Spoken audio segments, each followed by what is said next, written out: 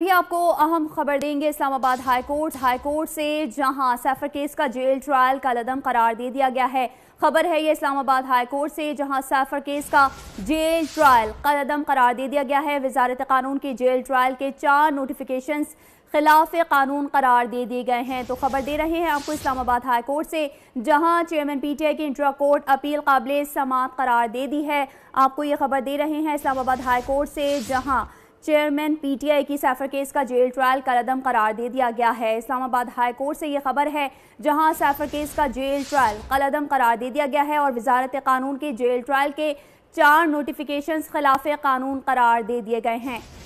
آپ کو یہ خبر دے رہے ہیں کہ اسلام آباد ہائی کورٹ نے چیئرمین پی ٹی آئی کی انٹرا کورٹ اپیل قابل سماعت قرار دے دی ہے۔ اسلام آباد ہائی کورٹ نے چیئرمین پی ٹی آئی کی عدالت نے آفیشل سیکرٹ ایکٹ عدالت کے جج کی تعیناتی بھی درست قرار دے دی ہے۔ احتشام کیانی سے مزید تفصیلات جانیں گے۔ جی احتشام۔ جی بالکل، اسلام آباد ہائی کورٹ